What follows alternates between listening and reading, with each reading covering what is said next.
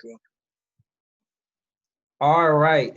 It is now 5:59, and we're just going to start, we're going to start on time, because to be early is to be on time. And so if you are tuning in, my name is Presley Nelson Jr., and I'm a two-time cancer survivor, president of Positive Deposits Incorporated. So I'm glad that you are tuning into this Black Lives Matters discussion. I have one of my close friends and also cancer survivor, Thomas Cantley, aka Mr. Ballsy. Thomas, I'm gonna just let you give an introduction before we, get this started and tell the people why we actually came to even have this discussion.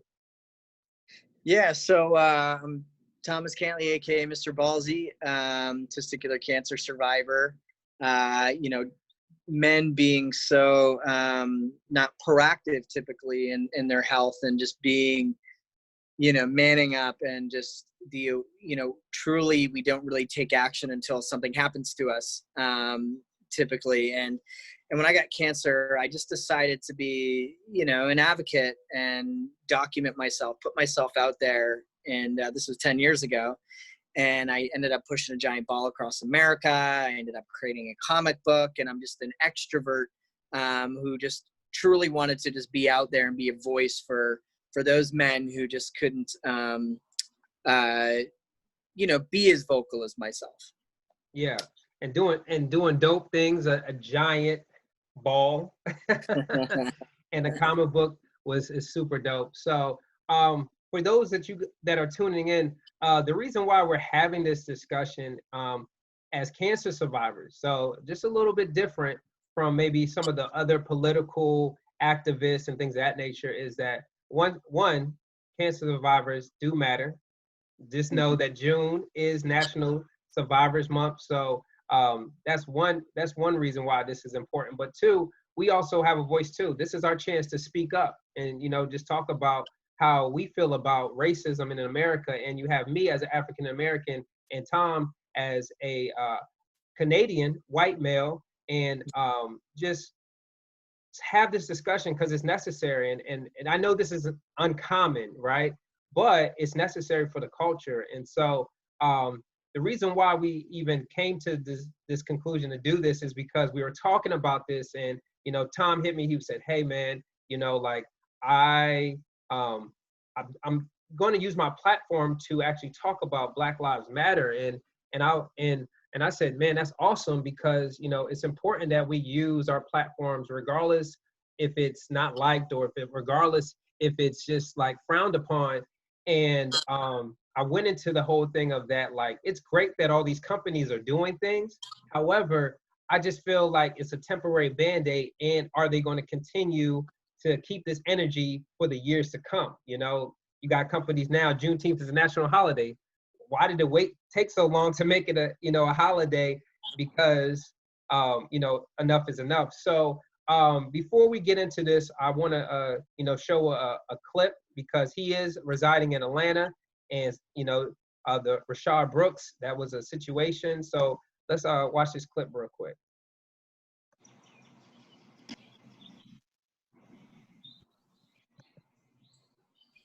Atlanta police just released new videos of Friday night's deadly altercation between white officers and a black man, 27-year-old Rayshard Brooks. Brooks was shot and killed. The new videos are disturbing and run about 44 minutes. Our team has shortened and combined two police cam angles, and to help us understand what we're seeing, we are joined now by CNN law enforcement analyst Charles Ramsey. He is the former police commissioner of Philadelphia and the former police chief here where I am in Washington, D.C. Okay, Chief, thank you so much for doing this. I'm going to roll the video, and I'm going to let you narrate and explain what we're seeing and why it matters.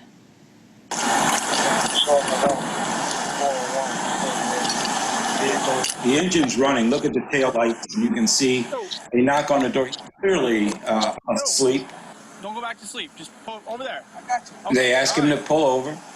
Right at that point in time, they don't know if he's been drinking or what the situation is.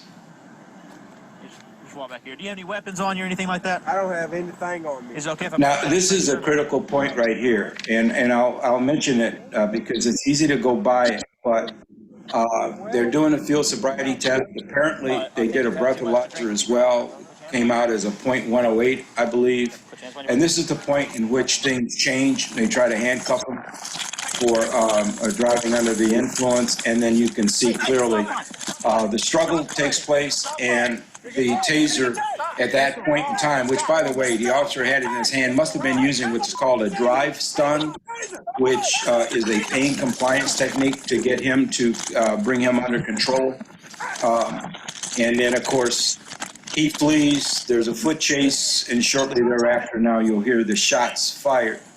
But there is one point in this video that I think is critically important, which really then brings into question the actual shooting. And that is, when you look at that tape, they ask a critical question.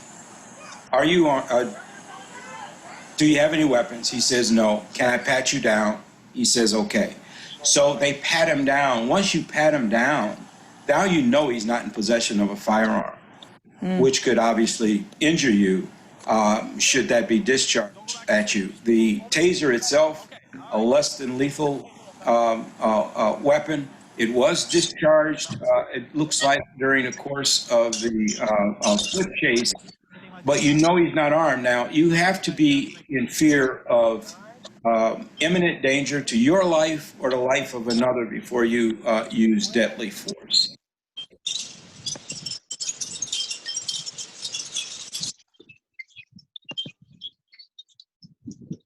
So, you know, we just watched that.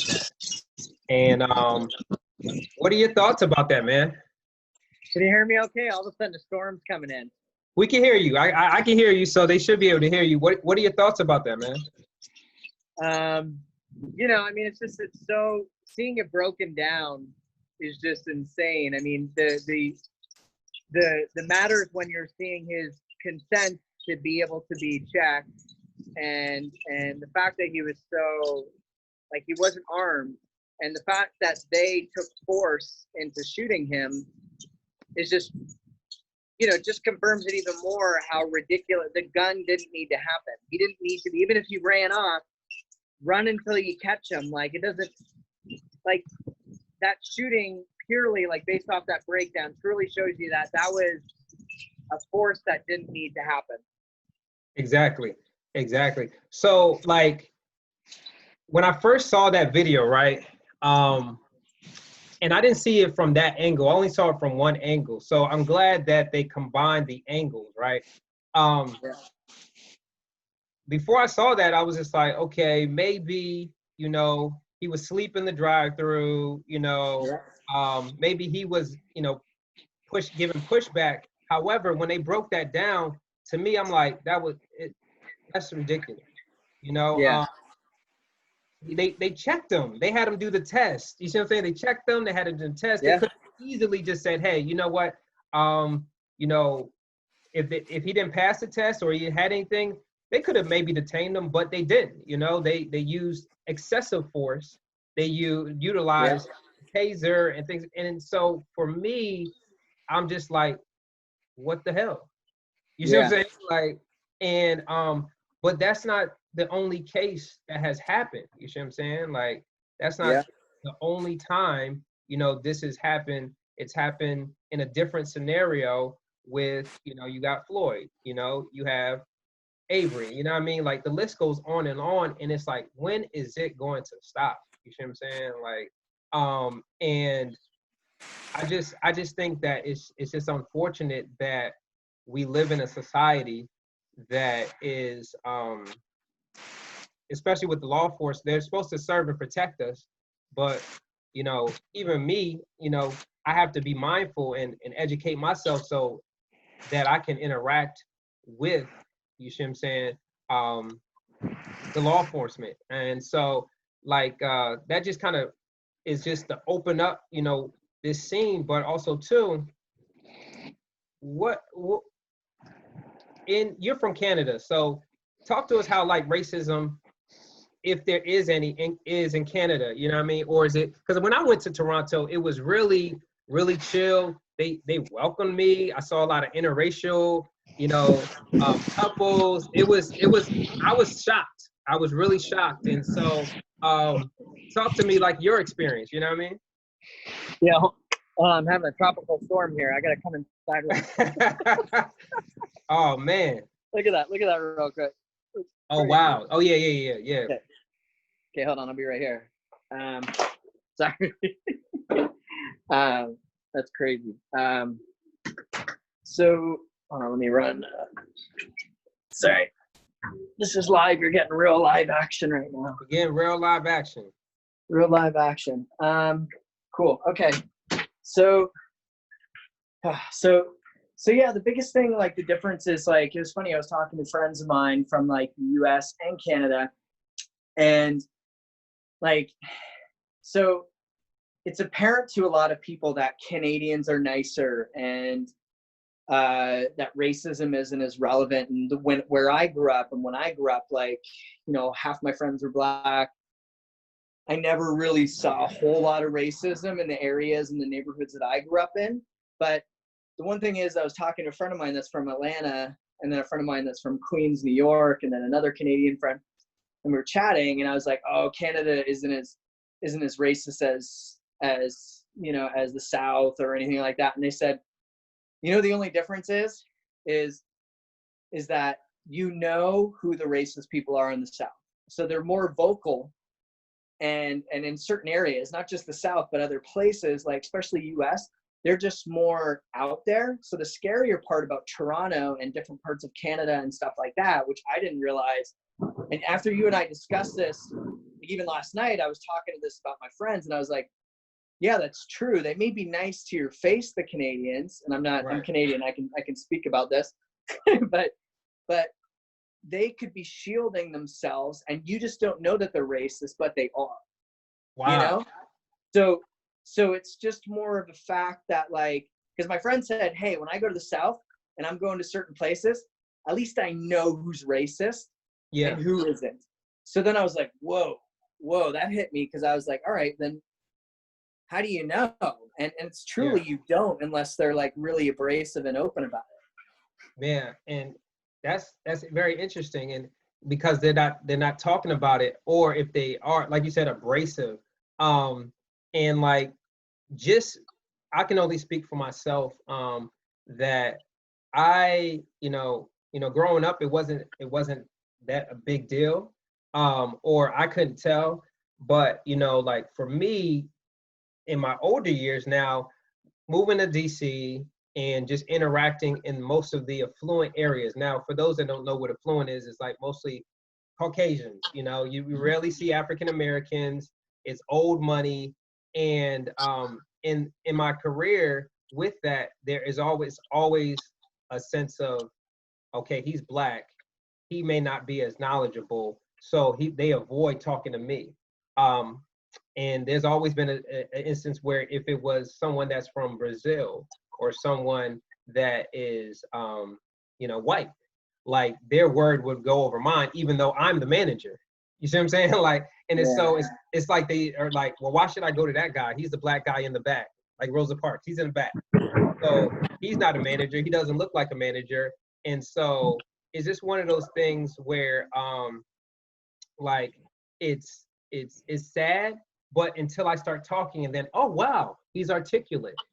You see what I'm saying? He is, he's articulate. He dresses well. You see what I'm saying? And then I get the respect because I know what I'm talking about. But if I come in and I'm in some sweats, and I came in one day with some sweats on, and I'm at the office, and it's just like, so why is he here? And they're like, no, he's the manager. No, he can't be the manager. And so sometimes I don't feel like code switching, because that's what you're supposed to do, right? Code switch so that you can feel that. But I just feel like there's always that tension.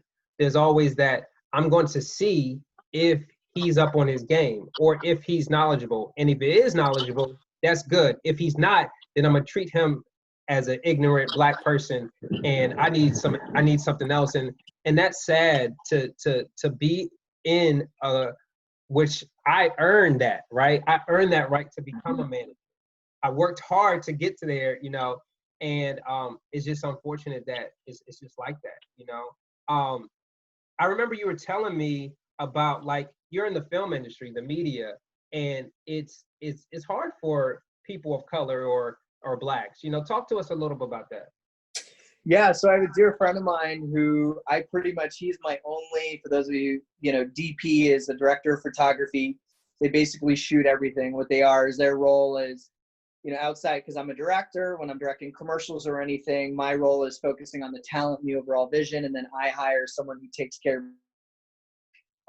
during the whole shoot. One of my go-to dear friends is Azariah Oldcray, who's black, and he's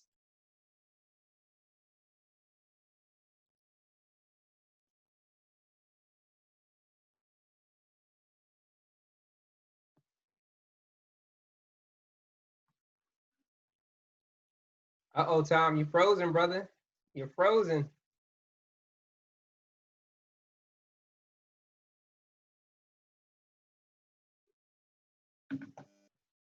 Bear with us, guys. We got some technical difficulty.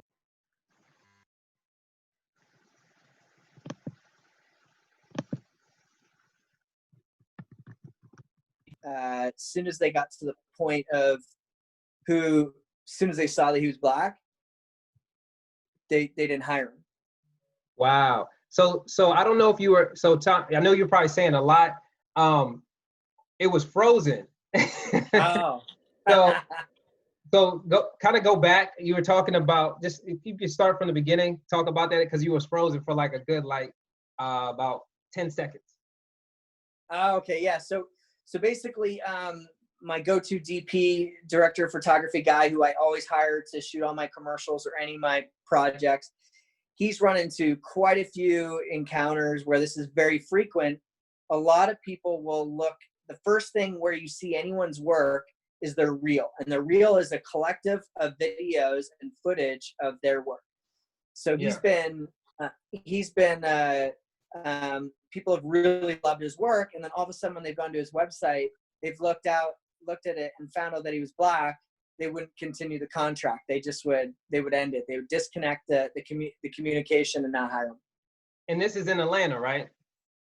This is in Atlanta, and because the one, and it's crazy because there's there's two types that really battle this are women and black people, because they think, which is, I just don't even get it. Like, why can't a DP or a senior role, because a DP is considered a senior role, for whatever reason in their mind and their brains, they won't hire someone who's black. And it's underlining racism. I see it all the time. I hire all my crews 50% diversity.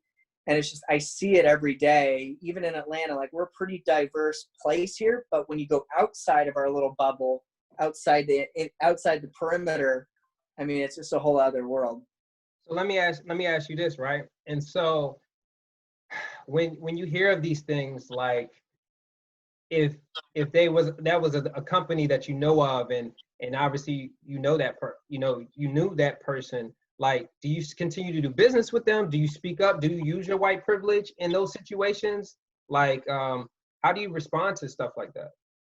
Yeah, usually I'm very blunt, because I'm from New York. And if I ever encounter anything that is racial or anything, like, I look at people's reputations. I look at companies who I want to affiliate myself with, align myself with. There's certain companies, don't know if I'm allowed to mention any names, but we'll keep it anonymous, Yeah, certain companies that are against gay rights and other things, I won't eat there. I won't support them. Like, I'm very passionate about equal rights and equality. Like, I do kickoff meetings with all my sets, and I literally tell people, like, if you have issues, it can't be racial, can't be this, like, whether you're transgender, you're black, you're Asian, I don't care who you are.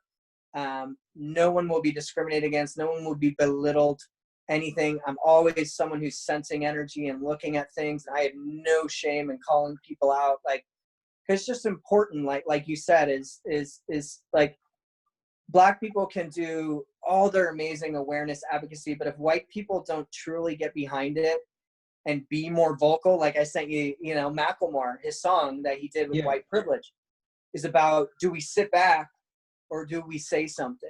You know, Yeah. so it's like, for me, it's just so important that I vocalize as much as I can, you know, about, you know, supporting the voice of Black Lives Matter. Yeah. And so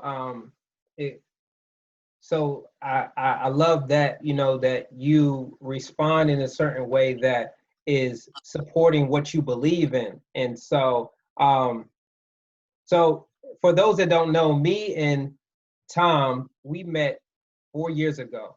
Final Four, Coaches versus Cancer, you know, basketball game. And mind you, when I walked in the room, obviously, you know, I didn't know I was going to be cool with this guy. You know, I was just like, I'm here, you know, this is a great opportunity. And after we talked, you know, we just connected. And, you know, even so much that this is like a brother to me. Like, he opened his home. We met when we were in Atlanta for a funeral.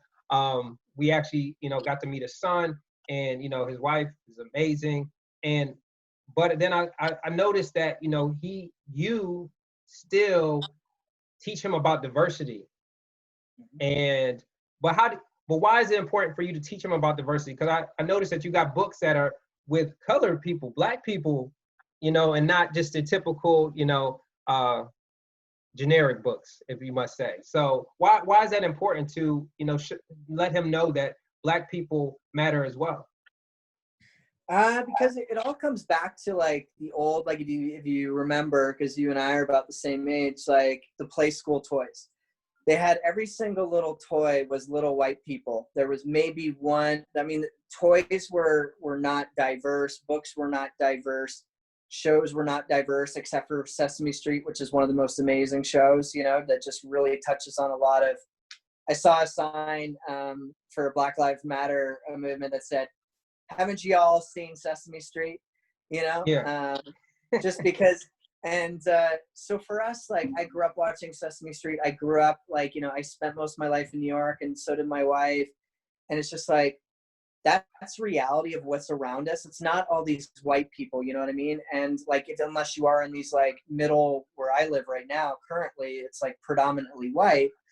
But it's just like, it's not, I want my son to truly see color around him through every experience. So whether it's, we have tons of dolls, the shows he watches have to have like major diversity in it, you know, and then the movies, if he's watching movies, his dolls, you know, we have dolls, he likes dolls and toys and books, and it has to be an equal spread of diversity, because I want him, this next generation is, and his friends, like even his friends, because we're in a little bit of like, I'll call it Whiteville, we will go to certain places, and our friends are very cultured and more different ethnicities. We have play dates, so that he is always constantly surrounded by it, so that he's educated that this is normalcy, like being around diversity and people. Just because the color of your skin, they are the exact same human beings, just a different color. We're as brilliant, we're as smart, we're as amazing, we're as talented. Like, he can date, he can marry, he can do whatever he wants, whether it's a boy or it's a girl. Like, I mean, it's just, it's like, I don't care. Like, I just want him to love all people. And it's so important that we groom our generation. And because you have a daughter, that equality and parenting is so important right now. And that's what my contribution is just truly like you mentioned earlier, when all this, and I hope it doesn't die down, we as white people have an obligation to carry on this support of Black Lives Matter, but truly integrate this into the upbringing of our kids. Yeah. Because that's where it's going to change. And I'm so glad you did that. So don't try, I mean, don't let, I know Nova is going to be beautiful. So, I mean, don't be mad, you know, if Snow, you know what I mean? And then that's a whole different, I don't want no problems, because I don't want no problems. She's saying, well, Uncle Tom, he's like, nah, he's not really feeling it. And I'm going to say, dang, man, I thought, you know, I got records that you said it's okay. We got a question. In the chat. So they asked, do you think prior to the current environment, it was difficult for white people to call out their peers for racist or discriminatory behavior? Yeah, because I mean, you think of it like, Macklemore. He came up with that song came out. I forget what year that came out, and people were really bashing him. What's the And name of when the song? What's the name of the song? it's called White Privilege, and Okay. it's an 8-minute song, and it's about him. It's actually him. He's going to protesting, and it's about protesting. I think it came out about 6 or 7 years ago, and people were truly like, how can this white guy, and this wasn't black people saying this is white people saying, like, how can he like say that and come from this perspective and this, because he's saying, like, in some of his dialogue, I mean, don't quote me on it because I don't know the exact verbatim, but he just kind of talks about how, like, we take so much, like the hip hop style, the music, everything, and then yet we don't, like, white people don't defend or protect. They'll take part of the culture, but then they'll be racist. So it's like It's like Get Out. Yeah, I don't know if you've seen the movie Get Out, but that's they want to run like us. They want to, be like us, take the style, but then, when it comes to their convenience, then it's like, oh, I'm gonna say it, that nigger, or oh, fried chicken, or why are you being like that? Or, doing our dances. Look at TikTok. A lot of the TikTok alone, you see what I'm saying, is one of those things like, wow, but when the tables are turned or they put in that situation, would they speak out about that, Yeah, and this is a problem too, is like, this is so hot right now in the media and it's popular. And one thing I don't like is, like, why does it take something with media and all this press for white people to now be empowered to speak up? Because it's like, for me, I've been always very vocal about this. And it's like, ooh, now they get the limelight and white people can be like, ooh, I got black people's back. It shouldn't have to be because of this whole thing. It should always be like that. It's so crazy. And this goes to continue the conversation we had prior to this, is that I just think it's a temporary Band-Aid. I think that, yes, okay, Barbara Streisand gave, George Floyd's daughter, she's a shareholder. However, is she going to mentor her? Is she going to really be there throughout the whole thing? Or is it just a great act of service, right? Then you have, other companies like, now Nike and other companies, Juneteenth now is a holiday. How come it couldn't have been a holiday, without all of this happening? And so now this is the funny thing. So Netflix, they're giving 120 million, right, to HBCUs. However, they're only giving it to 2 HBCUs, Spelman and Morehouse, who don't really need any help. They don't need help. And then the rest to the United Negro College Fund, excuse me. And so I just think about it like, what about the Johnson C. Smiths? What about the other smaller HBCUs who really do need that money? And so are you really doing it just to, put it out there like, hey, we're a company that is supporting this? Or, like, it just feels like it's just too many quick acts and it's not thought out, or it's just like for now. But like I said, will this happen? Will this still, that same energy happen next year in 2021? I was reading, an article about, this is tough, but that there's not enough Black people in the pool of talent, so that's why they're not in leadership. And so it's like, where are you looking for these Black people, right? And over time it's supposed to get better, but like, are you training Black people? Majority of the people in this industry are Black. So what are you going to do to uplift them, rather than say, right now we don't see the talent pool, but there is a talent pool. There's Blacks that go to Harvard, there's Blacks that go to Yale, there's recruiting companies. So get on your job, make an impact, change the narrative, and not just be complacent or comfortable just what's going on, because there's a lot of people that are switching companies. You see it now. There's a lot of people that are like, I'm not going to go to Harvard. I'm going to go to Norfolk State, because of certain things like that, and the racism that happens. I'm gonna switch gears real quick, right? Yeah. I'm gonna ask you a question. Do you think there's racism in our journey, in cancer, as far as like treatment or, in that space? I mean, truly, I feel there's honestly less, because whether they did before, but until they got cancer, there may be some converted cancer survivors who, because when you're a cancer survivor, it doesn't matter what background you come from or anything. It's a camaraderie. It's something that we are already looked at differently because we've had cancer. So we're in our own little bubble. So Yeah. for us who are in this, it's already like a family. It's a community. We're kind of looked at like the sick people and all that, and people who don't have it don't understand us. So we're kind of segregated in our own way. So I find like I've never found ever, I mean, in my experience, and you can speak differently upon it, but I just found like a brotherhood in the cancer world is I don't think racism is really there. I mean, it could be underlined, but I mean, my experience, what I've seen is I've watched and I look at people. I'm always studying people because it's what I am and what I do is in the film industry. I've never seen those barriers. So Yeah. I would say yes and no. And I would say no, because despite me working in the affluent area with, majority white community, when we're talking about finances and going through, and then I mentioned that I'm a 2-time cancer survivor, or, my anniversary and things of that nature, that goes out the window. You see what I'm saying?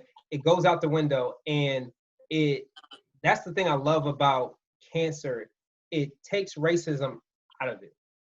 Takes it out of it. That's why we're friends. That's why we keep in contact, and that's 4 years. But also too, then it changes the narrative a little bit as well, because they're actively asking, how's your health? This lady brought in, before I went on paternity leave, she brought me like this big bouquet, and also like a little bear graduation from, you see what I'm saying?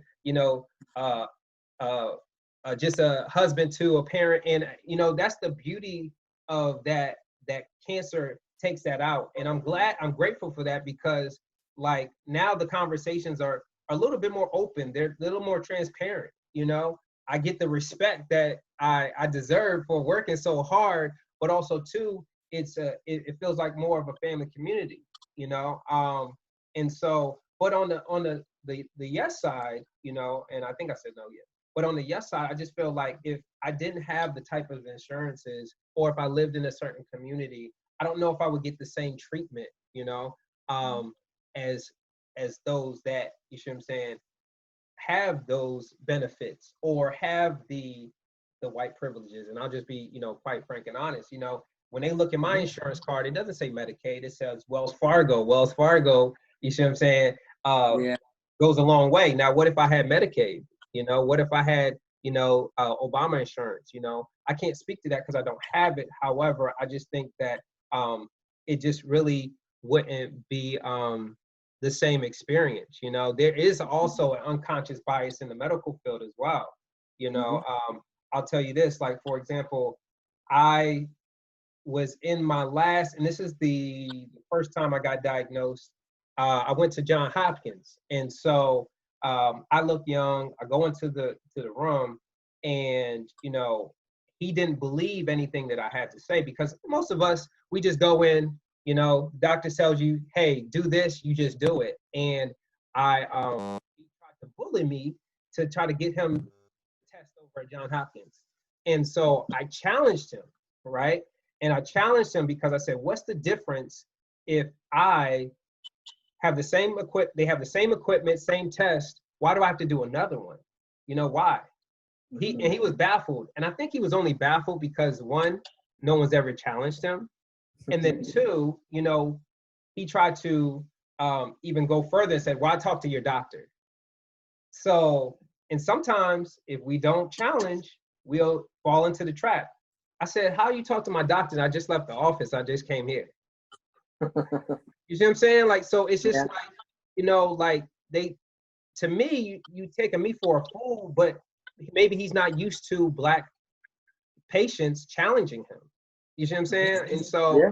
Oh, I'm yeah. not saying that's the case for everything, but if I didn't stand tall, I would have had heart complications. It literally came out 2 weeks later that if I would have got radiation, I would have had heart complications.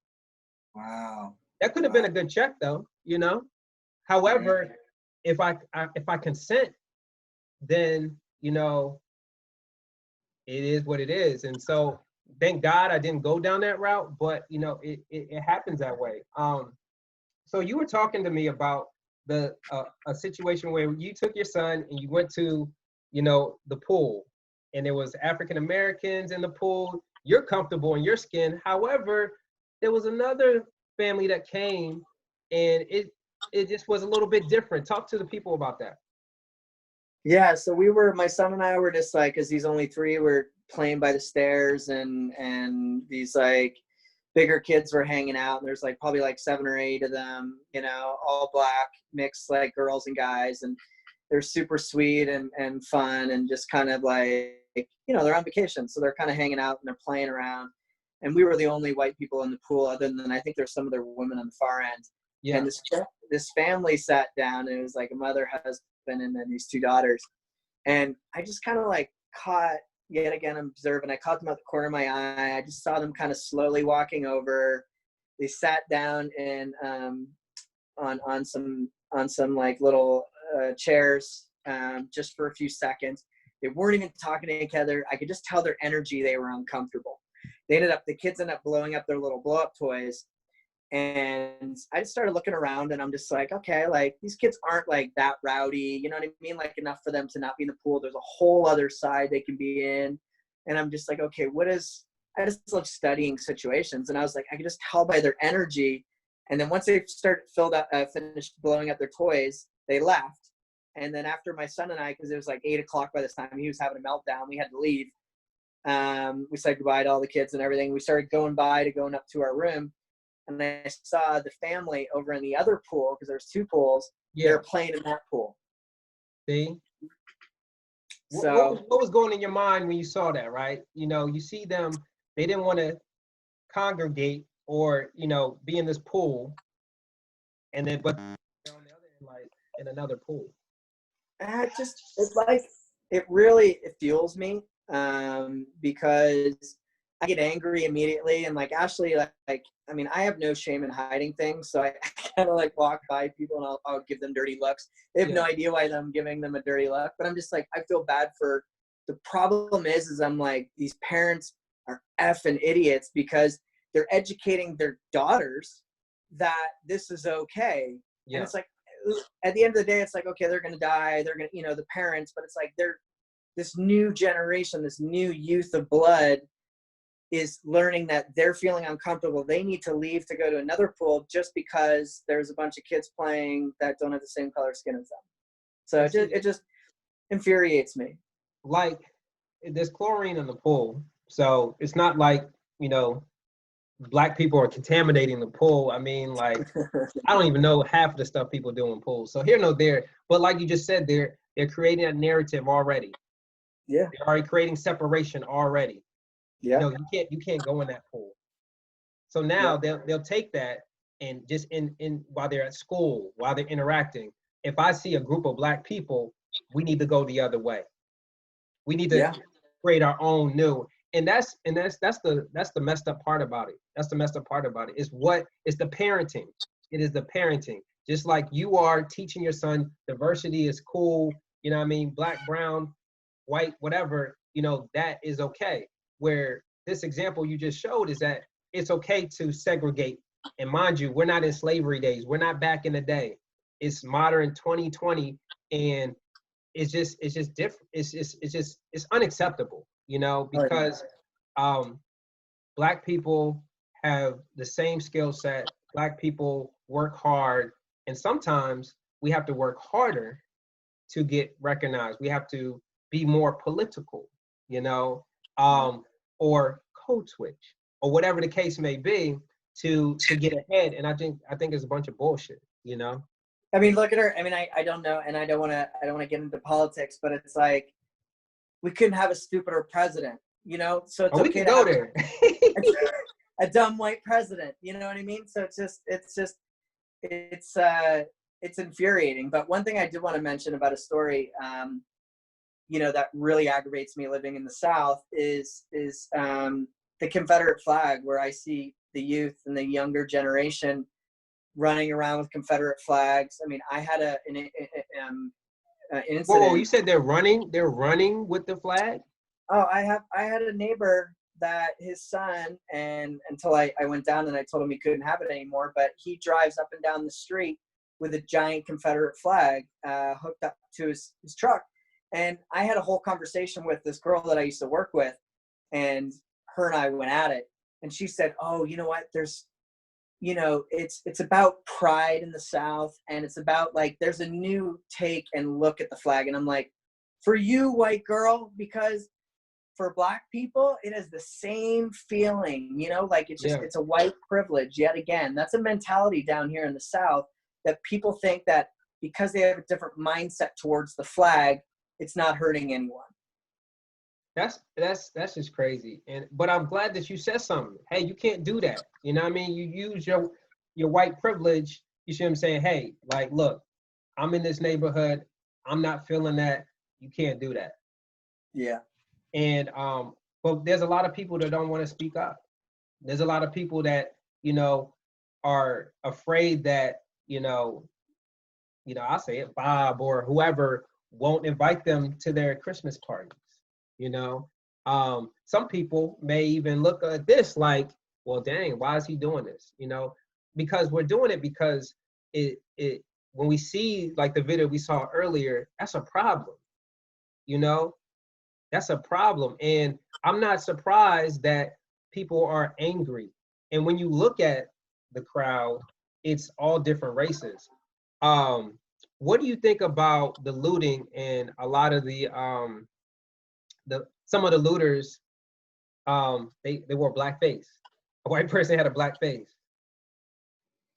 So, and are they? Where's this happening? I haven't seen. So I just saw a picture. I was just going through. I forgot where it happened, but literally the white guy had painted black face as he was looting.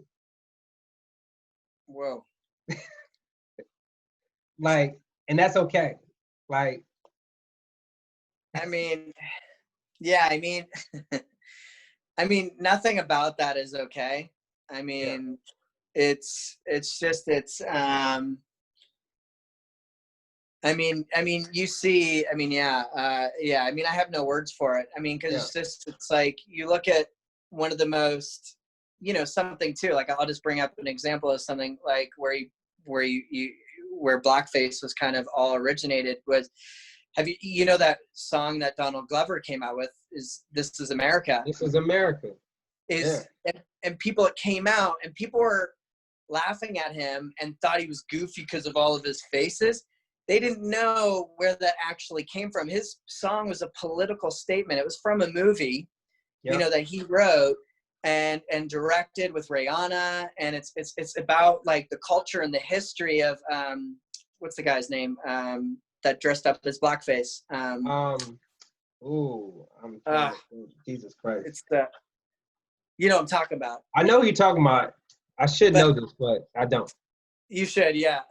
but I should too. Like I know as soon as I get off, but yeah, I mean, like it's these things that people are so ignorant, where his song became so popular because they thought he was crazy and goofy. Nobody really knew the underlying tones of what his whole movement was, you know? And it's like the whole blackface thing, like anything, like people aren't like Donald Glover. I love him. He's just such a brilliant mind and brilliant artist.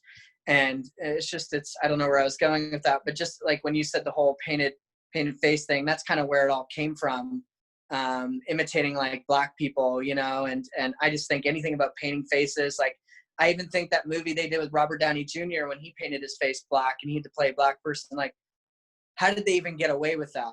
You know what I mean? White privilege. Yeah. I mean, nobody spoke up and nobody said, hey, you can't do that. You see what I'm saying? That's wrong. It's totally wrong. It's totally wrong. And I mean, and it just made me think about, you know, Uncle Ben's, Aunt Jemima, you Yeah. know,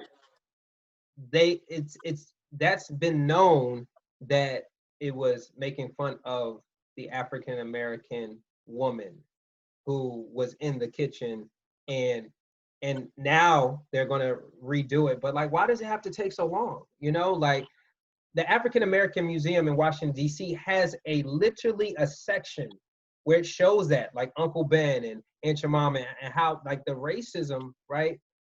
But why couldn't they do it then when that museum opened, or before? Nobody like, and so, like I said, it's a temporary band-aid. I feel as though that we're making I'm grateful that they're rioting and making strides, and we're buying black. You know what I mean? Like, you hit me. You said, hey, can you send me some stuff? Because I want my family to, somebody just put in Sambo. They just put it in Sambo. But you want to support Black Lives Matter, and I think that it's important that you are taking a stance and things of that nature. And I commend you for being courageous and doing that, because a lot of people are not doing that. You know, I work at Chaplains, and the reason why I work at Chaplains is because the owner, he rocks with African Americans. You know, I've been doing business with that owner for like 10 years. You know, I've been invited to his house, I mean, many a times. And that's the only reason why I work there. And one time when I was serving, you see what I'm saying? Like, and somebody made like a racial slur, they kicked him out.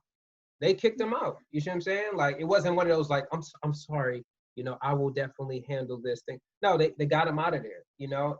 But that's using that white privilege, right?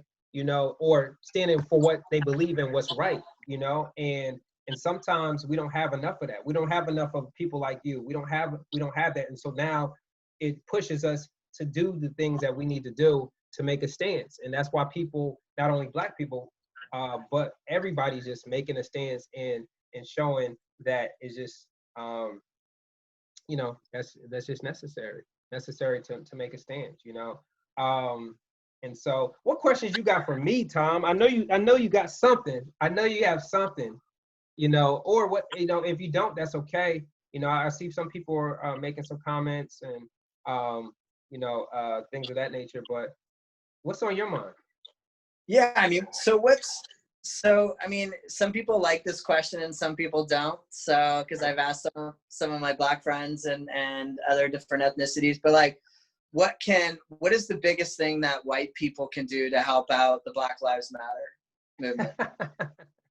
Because it's like, oh, let's ask the Black person how we can help. But like, of course they would. I mean, to be honest, someone asked me that. I was talking to you the other day. Somebody asked me at LLS, where I'm just trying to be involved, raise some money, right? Or LLS would like tonight. And then at the end of the conversation, she was like, what could I do to better serve you? And I appreciate her asking me the question. However, that wasn't the point of the conversation. I will say though, she has followed up. You see what I'm saying? I should say that she has followed up on that, and she's connected me with the person, because to be honest, so for those that don't know, LLS is Leukemia Lymphoma Society. They have this big event in October called Light the Night. You raise all this money, but do we know where the money goes? I'm not sure, you know? And so she said, how can I serve you? Her name is Sasha Roche. And I said, look, you know, why aren't you guys doing events in the local communities, in Ward 7, Ward 8, PG County? You know what I mean? Like, and so it's just like that, if you're not doing it, how are you really making an impact? Or you're making an impact on a bigger scale and you're collecting all this money, but no one sees it. If I go right now to any Black person and say, do you know what Light the Night is? They're gonna be like, what the hell are you talking about? Light the Night. But they're supposed to be supporting diversity. And so, you know, it's just crazy. It's just crazy. But she did follow up. So it does take the courage of us to say, when somebody asks you that question, what can we do as a white community? You got to speak up and say, hey, I need this, this, and this. And then follow up. Press the envelope. Because if you don't, you see what I'm saying? then it's not going to matter. But you got to be more lobbyist. You got to, if you know something's wrong, then you got to speak up. You have to speak up. You see what I'm saying? If you don't speak up, then you're only writing that narrative like, not going to be me, you know? And so what? You may lose your job. Now, you see what I'm saying? You'll feel what everybody else feels, you know? And it's just crazy. It's just crazy. No, it is. One thing that I'm doing too is I'm being more conscious of it, is I'm Googling and finding out and asking you, just finding out local businesses that are Black owned and, you know, buying from them, not just t-shirts like I asked you, but other places of finding out. Like I found this juice bar in Roswell, you know, I'm going to commute like 20 minutes just to go get juices and support them and stuff like that. Yeah. So I have another question. So a question came in. Okay. It said most nonprofits don't have Black executive directors, board members. How can the white community members sorry, not DUE, but DO, to change this approach to influence the work these organizations do? What do you think about that? Because I mean, that's why I started my own nonprofit, because a lot of the ones that were around cancer, they don't have any Blacks on leadership. No, I 100% agree. I don't know one offhand that truly does, even the major organizations. I mean, I think people need to be nominated. I think it needs to be, you know, like yourself. I think people need to start their own organizations, get the hype. Now that we have social media and all these different powers of like, you know, doing podcasts and doing these things, like I think it just, people can get recruited. Like someone like you can be doing what you're doing and your organization can like, you know, blow up, and then all of a sudden a big organization from like Lymphoma is like, hey, do you want to be the CEO? You know what I mean? Like you can create your own legacy and empowerment and push and get people behind you. Like I think the biggest thing is like for white people, get behind some people. Like I'm behind you 110%. I'll do anything for you to get you to where you need to be. Yeah. And I know you will for me, vice versa. I mean, right. You know, it just needs to be like, I think that like Black people also need to like they are so strong. They're so smart. They're so intellectual. They're so amazing. Don't be afraid. Get out there, because like, I think a community will support them. You know, I mean, you just got to find that community. So what I hear you saying is the white community needs to give Blacks like myself and others the opportunity to collaborate, but be behind, not try to be in front of.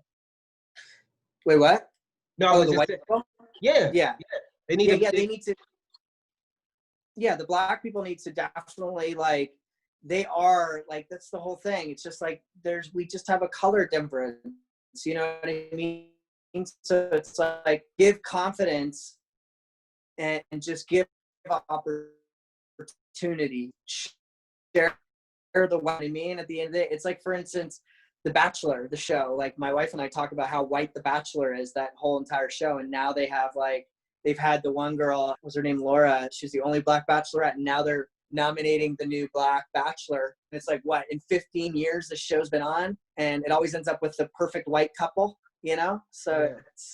I mean, it's when we talk about this, and I'm glad that person asked that question, is because I sit on a board, Rebuilding Together, and they're moving into DC, right? But they're outside of me, and mind you, I live now in Maryland. There's no Black people on the board. And unfortunately, you know, that was a big issue. And she's white. Now, mind you, she's a woman though. Let's put that in perspective. And the board is, you see what I'm saying, you know, majority men, Caucasian men. We recruited some more, but the thing about it is we can't go into DC if no one lives in DC and they're not Black. And so now, you know, and this was before the Black Lives Matters thing, but, you know, it's important that we get people that are, you see what I'm saying, identified on that board, you know, and we got to be intentional about that. And I know that I speak up because I'm like, let's be real, that's the elephant in the room. And so, yeah. If you don't want to do it, then why go into DC? Yep. No, and it's sorry, I'm just plugging in my phone. No, you good. So, and I 100% agree, because the one thing is that I find is I 100% agree with you, because a lot of these boards, they have the opportunity to truly bring in that diversity. And it's like what I said with my production crews. I will seek out, I will go, hey, do you know a Black editor? Do you know a Black or Hispanic or whatever, anything other than white crew members? Can you help recruit for me? I built a great enough community, but board members, they truly need to do a little more homework. Yep.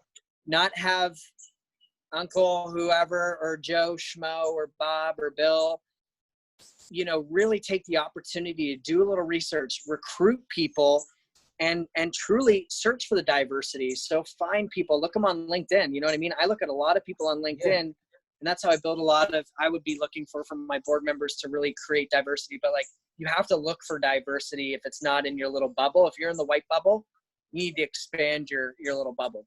Yeah, you have to expand that, and you have to be okay with that, you know. And I think that's what's wrong. I think they're scared. They're Yeah. scared to have a different voice that is going to bring some tension, that's going to bring more demand, and they can't deal with that. Yeah. The first thing they do is either one, call the cops, make up a story. You know, you got Karen in New York calling the cops, and the guys, you see what I'm saying, Harvard grad, you know what I mean, like, or you know what I mean, like, it's just those things, and it's that privilege. Yeah. And they need to humble themselves and really recruit the African Americans that are smart, like myself, or you know what I mean, or other people that are doing dope things in the community. And like you said, they need to back them and be able to speak out about it and not be afraid and not say, no, we're working with this. No, we're backing them 100%. Or no, we're bringing them on, and not just because, oh, you know, what's going on. You see what I'm saying? And so, no, man, you know, we're at like 4 minutes, and I know I said hard stop.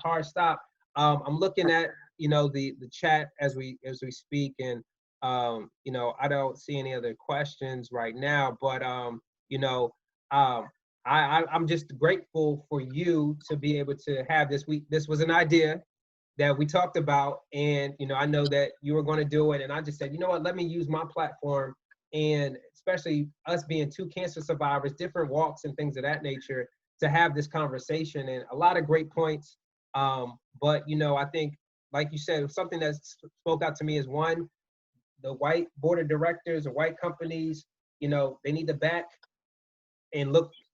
African Americans, but look for the talent.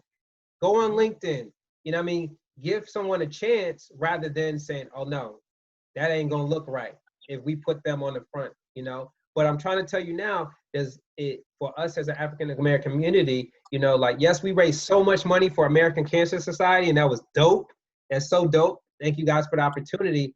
But what are you gonna do now? You know, what are you gonna do to support the people that don't know what American Cancer Society does, or, you know, LLS? And it's when you have that opportunity, you got to speak up. And so, you know, for everyone that joined, you know, thank you guys for joining us. You know, you will be able to go on Positive Deposits Facebook to see this.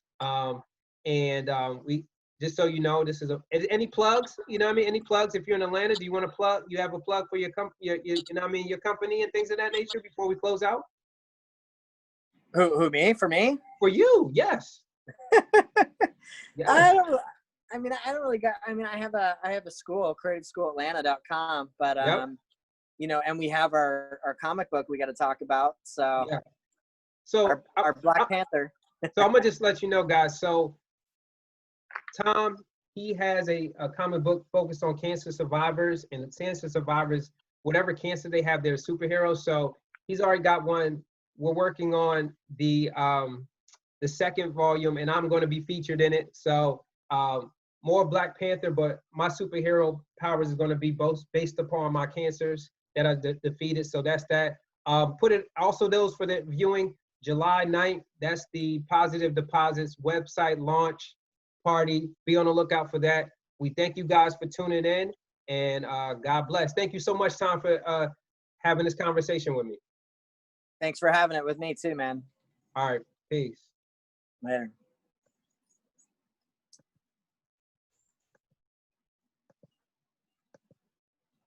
Yeah, man. How do you think it went? I thought it went good. You know, it's what do you